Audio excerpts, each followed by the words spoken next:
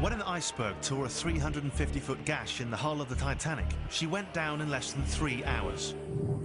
But was there more to the disaster than meets the eye? There's something about the story that makes absolutely no sense whatsoever.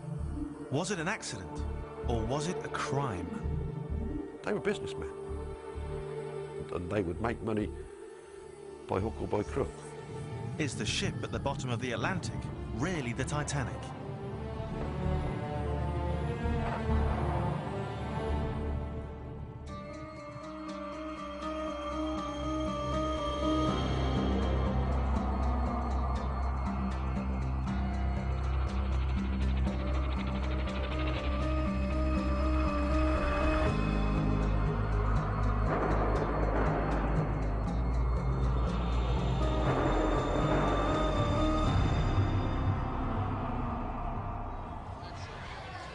Almost a century after it sank, the Titanic continues to fascinate us. Exhibitions of items lifted from the wreck, like this one in Manchester, attract tens of thousands of visitors. But now a new theory's emerged, which could turn everything we think we know about the disaster on its head. And if it's true, it'll mean that none of the items on display here even came from the Titanic at all.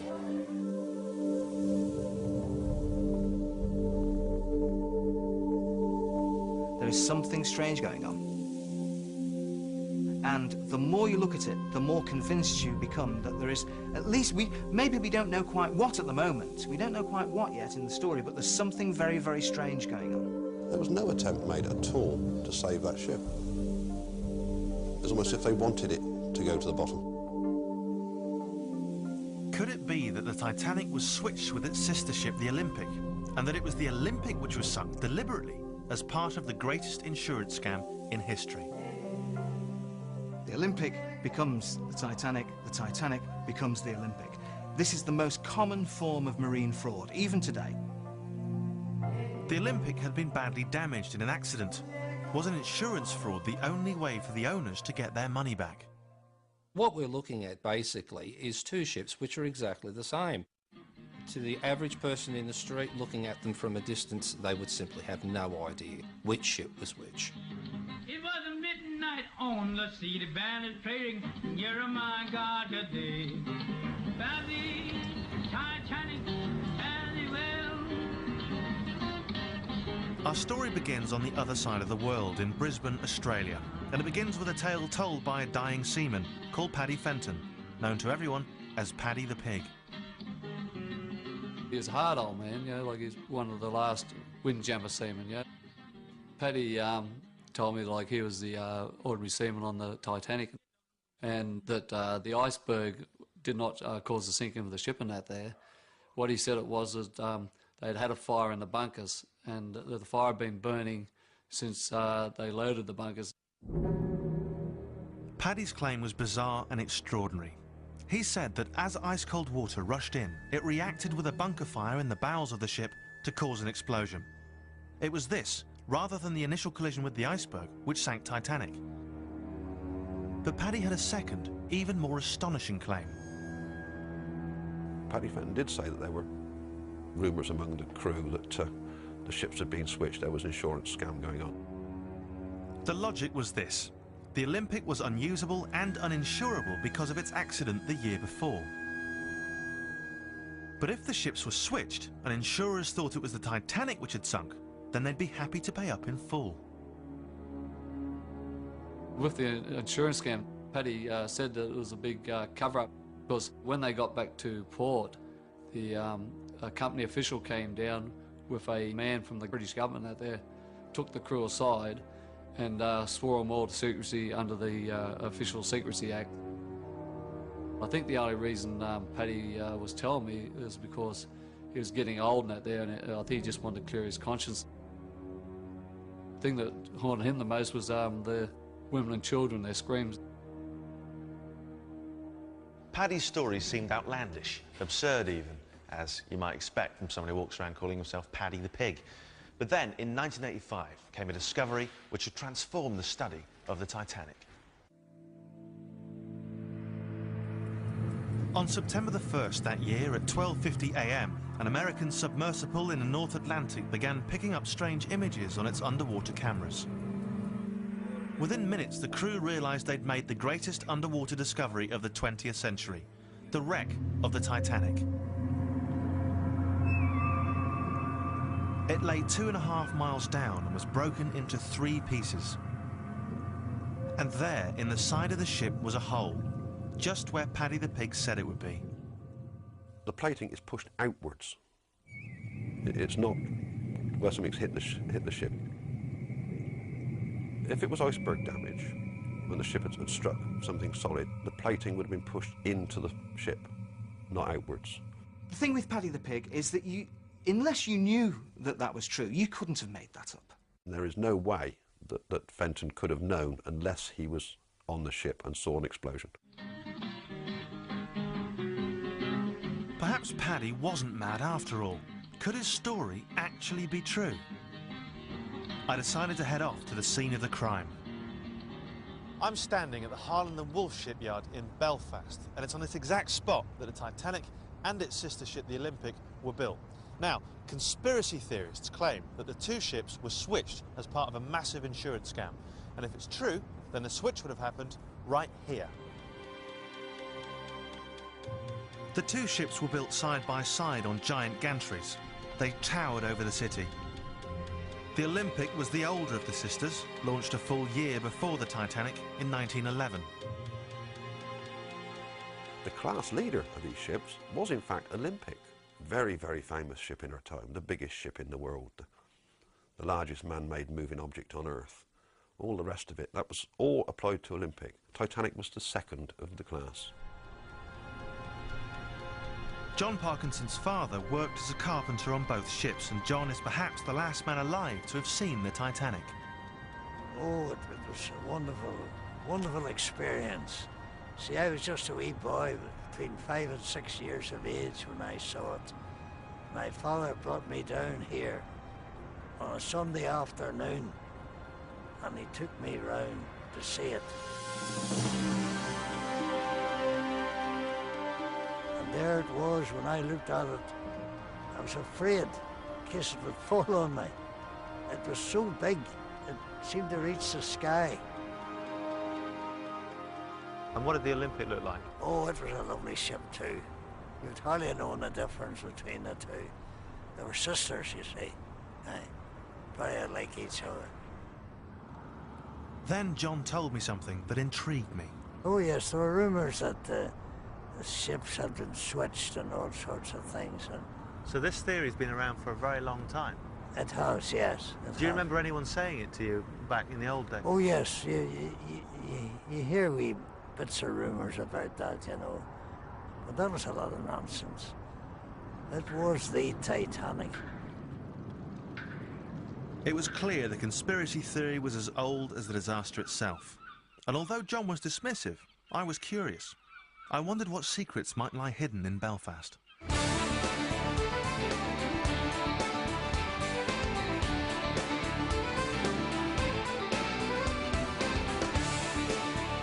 Have you got a call lined up there, Sean? Jerry Anderson has his finger on the pulse of Northern Ireland. If I wanted to reach the people of Belfast, I knew he was my man.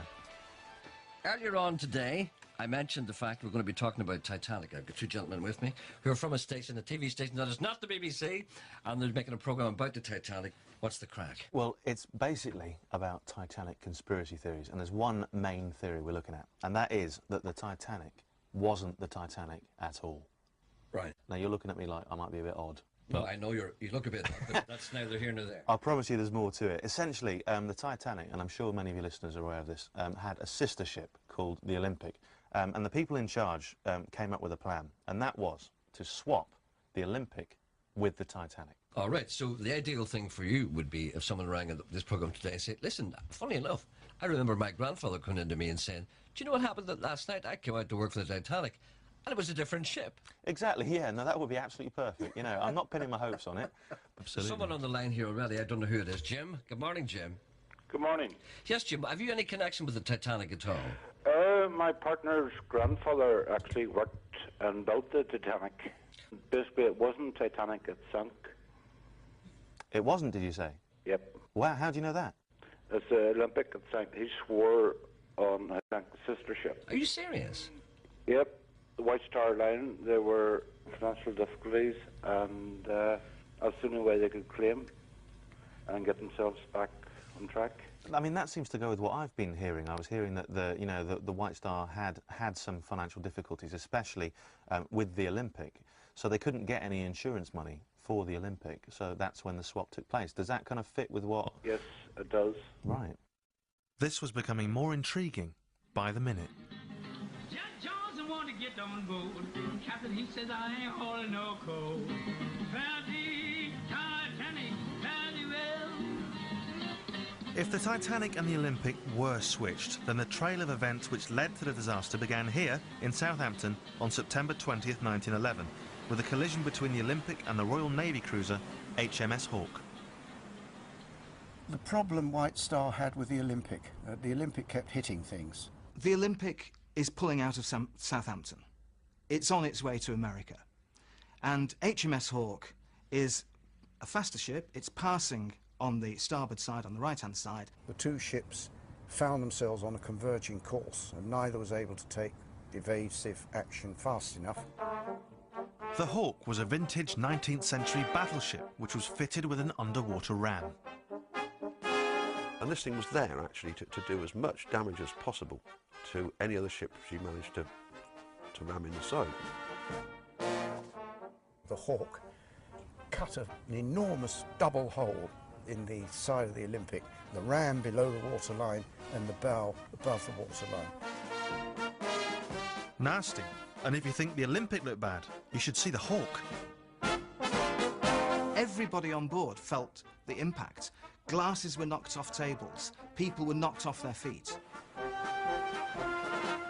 They slapped together a makeshift repair in Southampton, but it wasn't till the Olympic had limped back to dry dock in Belfast that the full scale of the damage from the Hawke's underwater ram became clear. When she got back to Belfast, this repair that had taken a fortnight at Harland and Wolff's Southampton yard had failed. What this tells us is that for the back end to flood and for these steel plates beneath the waterline to have been moved, the hull has to flex to tear the rivets out. Well, if the hull is flexing at that point, there can only be one reason: the ship's back's broken.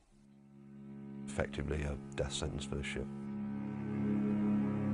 Harland and Wolff has always denied the damage was on this scale.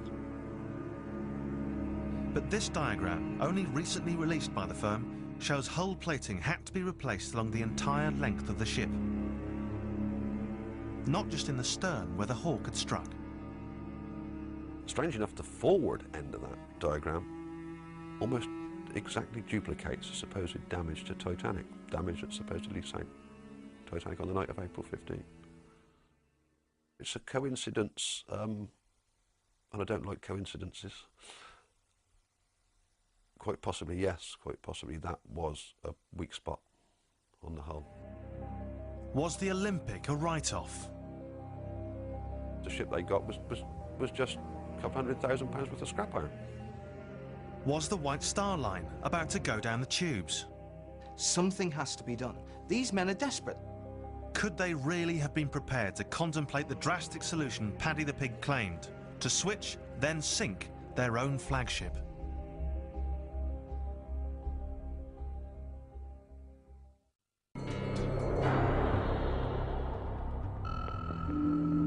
A dying seaman had told an apparently far-fetched story that the Titanic had been swapped with her damaged sister ship, the Olympic.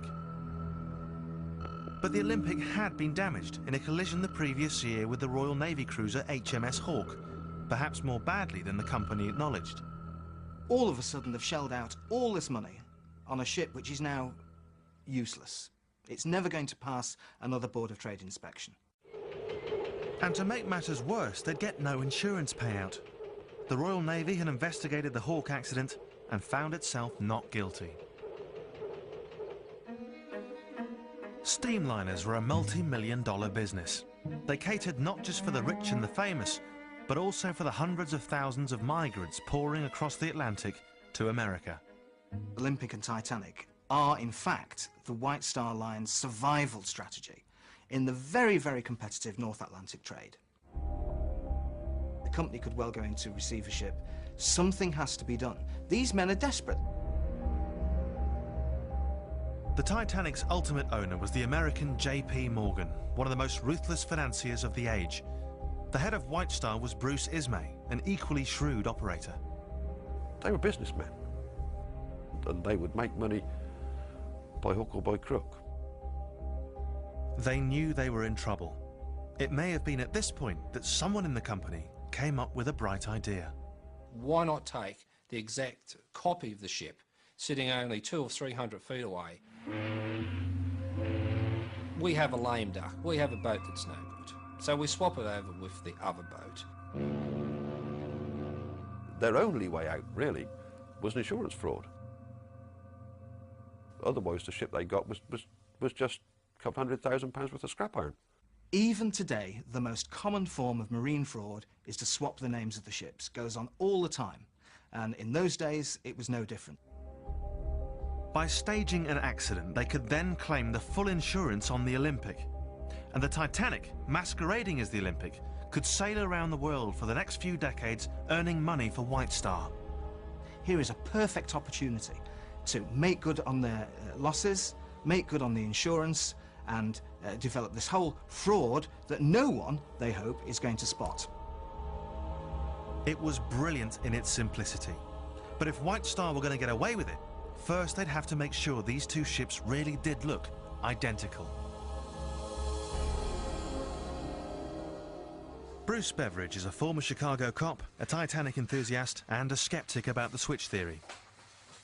He's spent years poring over plans and pictures of the two ships, applying his detective skills to the mystery. The small differences between these two ships were minute, and you really had to have a sharp eye in order to pick them out. Bruce looked at photos taken in the months before the disaster and was surprised by what he saw. I found that when I started to compare the photographs of the two ships up until April 1st of 1912, that the Olympic surprisingly was starting to look more and more like Titanic. What should be a case against a switch, we find that the pictures actually start to promote it after a while. For Bruce, the most dramatic example was the portholes. The Titanic had a distinctive 5-porthole arrangement on the forecastle deck. This feature was missing on the Olympic at the time of its launch. But then, at some point in the winter of 1911, it was suddenly changed to exactly the same pattern as the Titanic. The reason for this, we don't know. But for some reason, the Olympic started to look more and more like Titanic. But should be evidence to disprove a switch theory, in fact, supports it. The sisters were becoming twins. By the spring of 1912, the two ships were almost a perfect mirror image. The plan was primed and ready to go. In March, the Olympic was brought into the dry dock in Belfast to have a propeller blade replaced. It was a job that should have taken 2 days, but the Olympic was here for 1 week. It was at this point that many believe the switch was made. There was only one dry dock that could handle ships of this size. They were racing to complete the Titanic. Only one dry dock. The ships were changing places, perhaps on a daily basis for about 4 days, March the 2nd onwards. And that's it. That was your opportunity. The switch would have been very simple and very quick. What needs to be changed? A few lifeboats, a few lifebelts, a few letterheads and menus. Basically trivial stuff. I mean, White Star actually made a practice of making all their portable items interchangeable ship to ship. Both ships used exactly the same stuff, and the crest on all this was not the name of the individual ship, it was the White Star Line. So that was taken care of. When the rest of the workforce comes back into work on Monday morning, it's like nothing's happened. If true, it was the greatest sleight of hand in history. On March the 7th, the ship White Star called the Olympic sailed out of Belfast. 3 weeks later, the ship they called the Titanic was ready for its maiden voyage. But White Star had one last hurdle to overcome: Titanic's official sea trials. Normally these things have 2 days of sea trials, 2 full days. Sea trials. Normally these things have 2 days of sea trials, 2 full days of sea trials. Titanic only got the benefit of 1 short day, was never run up to full speed or put through any serious manoeuvres at all. The trials were so superficial, the inspectors failed to notice one fact in particular. The Titanic was on fire, just as Paddy the Pig had said. It is an established fact that there had been a coal bunker fire burning. It'd been burning from the time the ship actually left Belfast.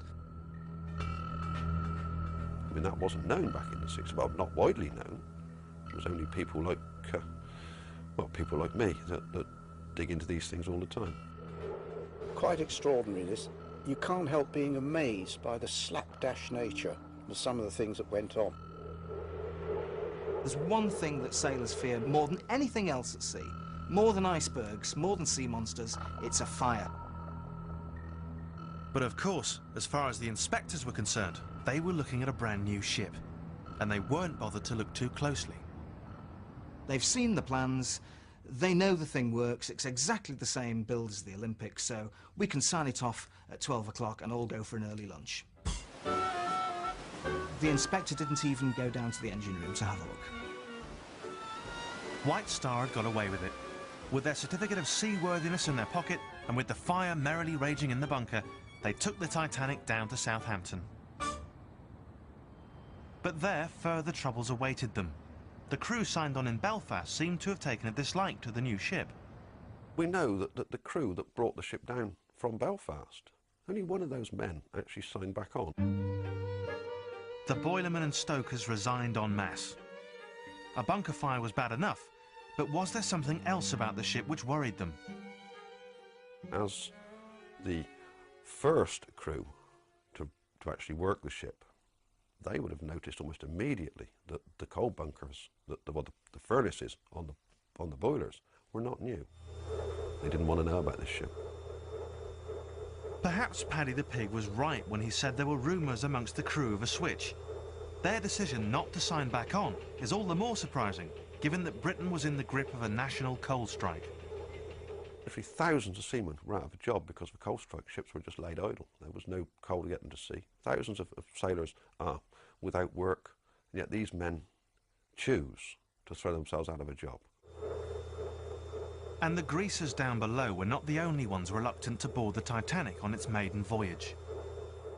If you look at the records, 55, mainly first-class passengers, have also cancelled their voyage. The strangest cancellation of all was the ship's owner, the financier J.P. Morgan. J.P. Morgan, he had promised publicly to go on the maiden voyage, but he cancelled at the last minute on grounds of ill health. And shortly afterwards, the New York Times reporter ran him to earth in the south of France, where he was extremely healthily diverting himself with his mistress.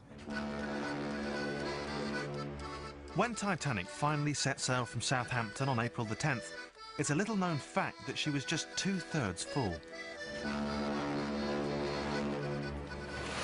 The plan, it's argued, was to scuttle her in mid-Atlantic, but the company had one minor problem. She was full of people. The captain, E.J. Smith, would need to be in on the plot, and there were various White Star officials on board, including the ship's designer, Thomas Andrews. They'd need a rescue vessel. Enter Stanley Lord, captain of the passenger cargo ship Californian. The whole of California's performance makes me think that she was a major part of the plan to get the people off Titanic before sinking it. The Californian was also owned by J.P. Morgan. Until a few days before, it had been stuck in the port of London because of the coal strike. Suddenly, mysteriously, there's enough coal for Californian. And the orders to sail are obviously sail ASAP as soon as you possibly can, because you've got to get somewhere. Her sudden departure was all the more mysterious because she was virtually empty. Captain Lord has taken the Californian into the mid-Atlantic with no passengers and no cargo, except for 3,000 woolen sweaters and blankets. Exactly what you'd need if you were going to turn your ship into a glorified lifeboat. The Californian sailed at full speed across the Atlantic before suddenly coming to a halt on the evening of April 14th. Captain Lord orders Californian stopped. The boy rush halfway across the Atlantic just to stop. Was the Californian keeping a rendezvous? She'd received ice warnings, but no other ship in the North Atlantic felt obliged to stop that night. Certainly not the Titanic, which at that very moment was careering at full speed towards almost exactly the same point. Captain Smith had ice warnings for most of the day. He was well aware that there was ice ahead. He never slowed down. He didn't put extra lookouts at the head of the ship. He only had them in the crow's nest. But this was business as usual. Time is money on these ships. Collisions with icebergs were incredibly rare, even at night. I mean, normally you can see the thing, you know, you would steer around it. But of all nights, White Star had picked the night of April 14th, 1912 to stage its accident. A night of freak conditions that would not be repeated for many years. It was a cold, clear, starlit night with no moon. So visibility, although you could see the stars, visibility was practically zero. It was also unusually calm, as portrayed in this rarely seen 1929 film of the disaster. This was the calmest night on the North Atlantic in decades. Absolutely no movement at all. There's no waves breaking against the base of the iceberg, which was the common giveaway. The lookouts were always able to see the white water, the splashing against the icebergs. The final fatal piece in the jigsaw was the presence in the area of a rare phenomenon: black icebergs. Icebergs roll over. As they melt, then perhaps the shape changes underneath and they roll over. And when they do that, the newly exposed side may be virtually black. At 11:40 p.m, an enormous black iceberg blotted out the horizon directly ahead of the Titanic. Obstruction ahead, sir! On starboard! On starboard edition! The Titanic swerved to the left, but it was too late. The iceberg tore a 350-foot gash in the ship's hull.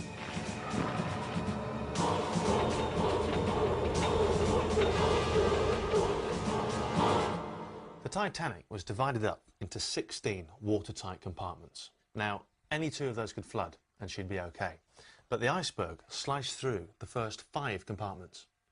Thomas Andrews, the ship's designer, took one look at the damage and knew the Titanic was doomed. The Titanic hit the iceberg at just the right angle to cause just enough damage and just enough watertight compartments to cause her to sink.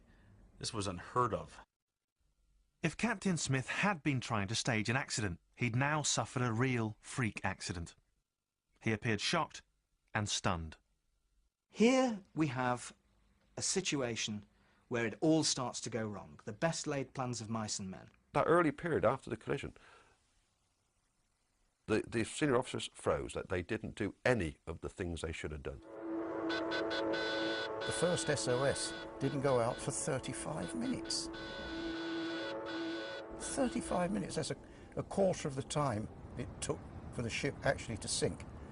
No SOS. And an hour and 25 minutes after the collision, that is when the first lifeboat is launched. When lifeboats were finally launched, for some inexplicable reason, many weren't full, despite the fact Titanic only had enough lifeboats for half the people on board. Now, there's only one explanation for this, and that is that they are expecting some sort of rescue operation to materialise in the next few minutes. Smith may have been expecting the lifeboats to unload people onto the Californian and then return. But in swerving to avoid the iceberg, the Titanic had moved out of sight of Captain Lord's ship, which now sat just over the horizon. We could hear all the panic of the people on the decks, rushing about looking for lifeboats, and all the lifeboats had gone. And there were still 1,500 odd people left on board. We saw the Titanic sink, which was a terrifying sight, and we heard all these people in the water screaming, which was, I think, perhaps the worst thing of all. By the morning, when survivors were picked up, 1,500 people were dead. Titanic was sinking down. They had them lifeboats around. Found the Titanic very well. When the Titanic was sinking down, they had them lifeboats around. Found the Titanic very well. My father heard this wee newspaper boy shouting outside, "Telly special, telly special," and the stark words on it, "Titanic sunk." My dad, big strong man he was, he worked in the shipyard all his life. He just broke down and he cried like a child.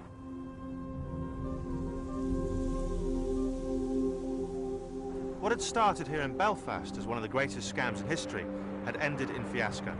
If the truth had come out, it would certainly have been a bit embarrassing for the political establishment. As the traumatised crew arrived back in England a month later, it appears they were being closely watched. More than 700 of the 900 people employed on the Titanic had died, but for the survivors, the ordeal was not yet over. When the crew gets back to Plymouth, instead of being reunited with their wives and sweethearts, which is what everybody expected, they're held for 24 hours in this damp railway shed, and then they're visited by a very high-up official from the White Star Line and somebody who they believe to be somebody very high up in the government. There's no doubt about it. Basically, the Riot Act was read to these blokes. Do not talk to the press. Do not talk to other people about it. For some reason, these rarely seen mugshots were taken of each and every surviving member of the crew. Was this the intimidation Paddy the Pig had mentioned in his story?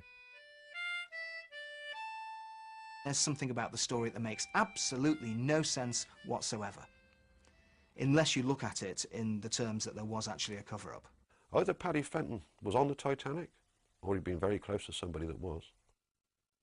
One after the other, Paddy's claims had been shown to have at least a basis of truth.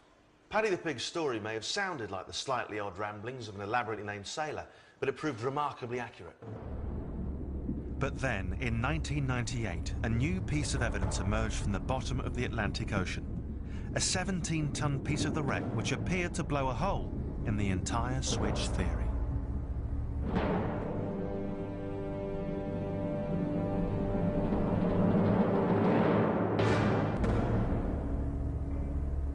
A group of Titanic experts had built a powerful argument that Titanic had been switched with its sister ship, the Olympic, before the famous disaster.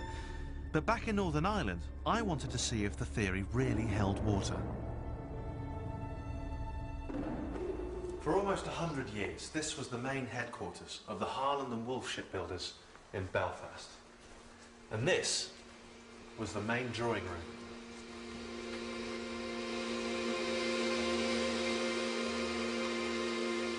It was in this room that plans for both the Olympic and the Titanic were drawn up. I've come here to meet with someone who may have evidence which blows the whole switch theory out of the water. You all right? How you doing? David Armstrong. Nice to meet you. I'm Danny. How are you? I'm very well, thank you. This is a great room. Isn't it? For over 40 years, David Livingston was one of the top naval architects at Harland and Wolff. In 1998, he took part in a dive down to the wreck.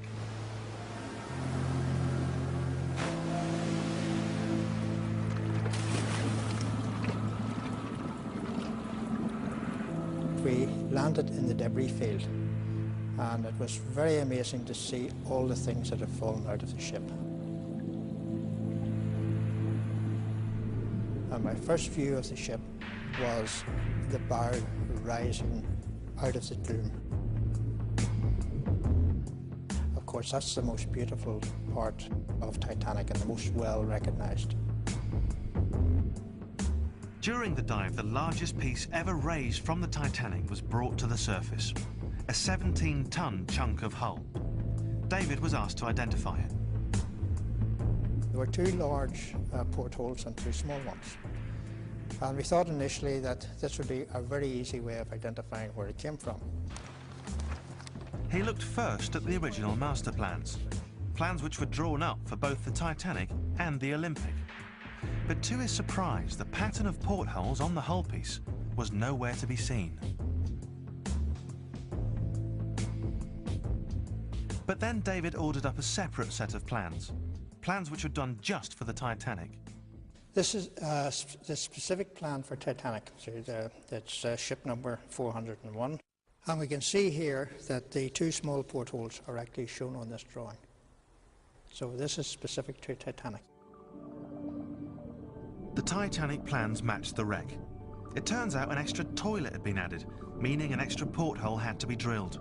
A porthole which never appeared on the Olympic. And then it all fitted into place.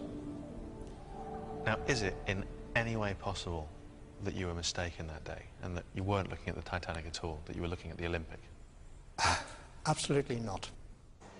This, of course, is a section of the biggest piece of the Titanic that's ever been recovered, and it's a real favorite of mine, of course, because you can see those wonderful overlapping steel plates and some of the two... Robin Gardner is the high priest of Titanic conspiracy theorists. A former plasterer from Oxford, he's now writing his third book on the subject. A film set, this is the real thing. That's right. I took him to Manchester to meet with Mark Lack, head of the Titanic exhibition. This is actually, Robin, as you know, the recovery of the big piece, the largest piece of the Titanic that's ever been recovered. And of course, I got Mark to show Robin the new evidence. But what's unique, of course, are these two small portholes that are in the center, the smallest portholes that only show up on the deck plan or the plans of the Titanic. Yeah. But Robin wasn't fooled that easily. Obviously, Harland and Wolff would have spotted this almost immediately and converted the second ship to have the correct number of portholes. It's no great difficulty for shipbuilders of the calibre of Harland and Wolff. The wreck was still the Olympic, he believed. The extra porthole had simply been added following the switch to make it look like the Titanic. There was no problem in altering anything on these ships as far as Harlands were concerned. I mean, basically they used 30-foot long pieces of 6 feet wide, inch thick steel, like a child plays with Meccano. But the wreck was yielding other uncomfortable surprises for the conspiracy theorists. On the starboard propeller blade, the number 401 was clearly visible.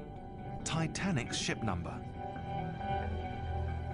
In the foundry where those things were cast, and they were cast right at Harland and Wolff, they marked those blades so that they could identify which ship they belonged to, so that they would not get mixed up. But again, there may be an explanation.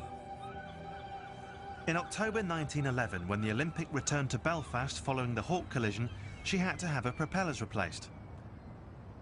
Is it possible they simply took the propeller from the still unfinished Titanic? The damaged propeller of the Olympic is now useless, so they remove that, they take the starboard propeller from the Titanic and put it on the Olympic. Now, if they did do that, then everything gets a bit confusing. So, the ship that's on the bottom, if that's Titanic, then obviously the wrong propeller was obviously fitted to Titanic to Olympic in the first place. Has to be, doesn't it? Say that again now. I'm sorry. Let's work through it. No, I don't think I'd follow me through that. And if these two are confused, how am I meant to keep up? But could you really just have stuck Titanic's propeller on the Olympic? Bruce Beveridge doesn't think so. Propellers for ships are not exactly alike. The whole reason why they put the 401 on it in the first place is so that they knew in the yard that this propeller was meant for the Titanic. I mean, if they were interchangeable with the Olympic, then there would be no reason for that. You could just go into the shed and say, give me one of the big ones in the back. And the propeller isn't the only item which was marked.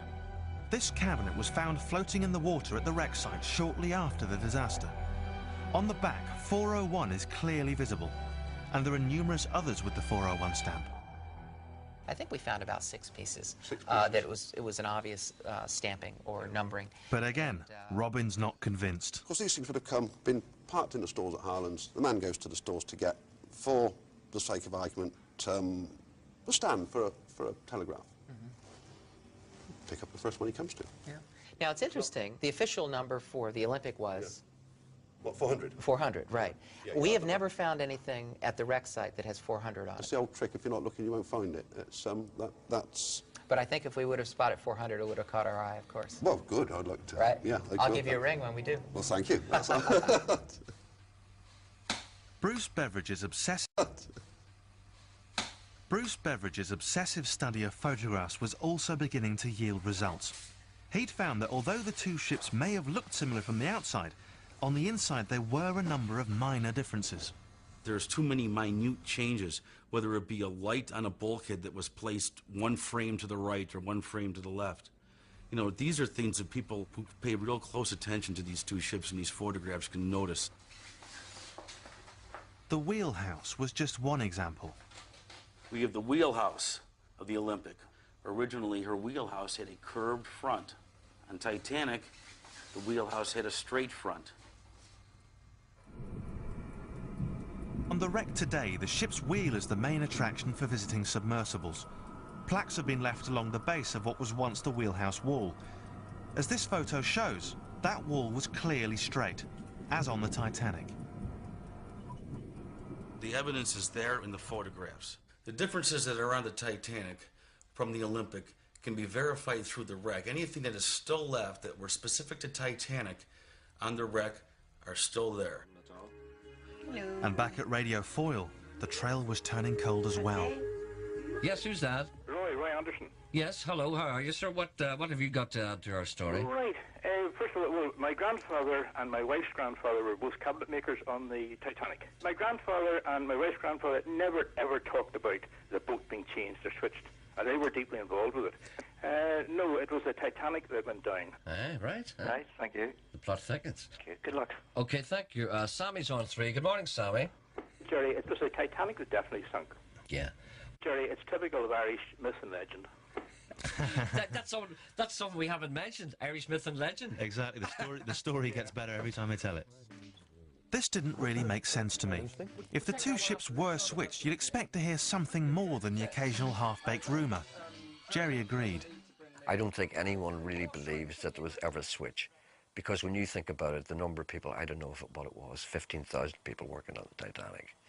I mean, can you imagine trying to keep 15,000 people quiet and actually keep it under their hat, especially Irish people, after a few pints? It just cannot be done. I was beginning to feel it was time I took a second look at Paddy the Pig, the Irishman who'd claimed he was an ordinary seaman on the Titanic. I think Paddy the Pig liked to spend a lot of yarn in the pubs. I think he was getting a lot of free drinks for his stories because he was a complete fraud. This is the crew list for the Titanic, and there's something striking about it. Paddy the Pig's real name, Patrick James Fenton, appears nowhere. James Fenton is nowhere to be found on the survivor list or on any of the crew sign-on lists. This means that this man didn't get paid. You know, it's one thing to be missing from Rostron's list of survivors or any other official list of survivors. It happened a couple of times. But to not be on the crew list, that is definitely a red flag. That means that the man wasn't there. As for Paddy the Pig's hole in the starboard hull, well, there's another explanation. The simple fact is that the ship actually broke in half, and when the bow section went down, she hit the bottom, nose first, and dug herself in and then bent backwards. And that opened up the plating in the area where the reserve coal bunker was. It is just coincidence that it happens to be near the reserve coal bunker. Paddy just got lucky. When the Titanic was sinking down, they had them lifeboats around. Found the Titanic very well. So, was the Titanic switched at birth? The experts are divided. I would have to say that the question remains open. I do not have enough concrete information to categorically say that the ship on the bottom of the Atlantic is the Titanic. It's amazing how far you can go with it. It's astonishing how easy it was or would have been to make the switch, if that's what happened. I think it's utter nonsense. It may be a very good bit of fiction, but it cannot be substantiated in facts. The switch theory, I think, makes for good reading. I think it would probably make a good movie, but it's a myth and it should remain there. So you reckon it's bunkum? Absolute bunkum. This is a cracking conspiracy theory, and one that's all too tempting to believe, were it not for the vast, massive evidence against it. But that's not to say it's absurd. Far from it. It's very, very easy to see how this whole thing must have begun. This is the only film ever taken of the Titanic. Only a few dozen photographs exist. After all, she sank within a fortnight of being completed. But after the disaster, there would be an insatiable demand for images. People started churning out souvenirs. Quite extraordinary. Something like 200 commemorative postcards. And I don't think any of them showed the Titanic. They all showed the Olympic. You say to yourself, which ship am I actually looking at? The newsreels followed suit. These are some of the most frequently used images of the Titanic, except it's really the Olympic. The giveaway? See how the filmmaker has scratched out the harbour name from the back of the tugs. That's because these shots were taken in New York, the city the Titanic never reached. Even to this day, people are still misidentifying photographs. You know, they're saying that it's a Titanic when in fact it's the Olympic. They were 99% identical. So it seems the Titanic and the Olympic never were switched. There never was an insurance scam. But by a twist of fate, it's the Olympic which has sailed into history in 1,000 postcards and newsreels. Unless, of course, they were switched, in which case it was the Titanic after all. Jewel thief Pierce Brosnan retires to a paradise island this weekend until tempted back into action by an offer he can't refuse. After the Sunset is the Sky Movies Saturday premiere. Here on Sky 2 next tonight, though, celebrate the silly season with the Road Wars Christmas special.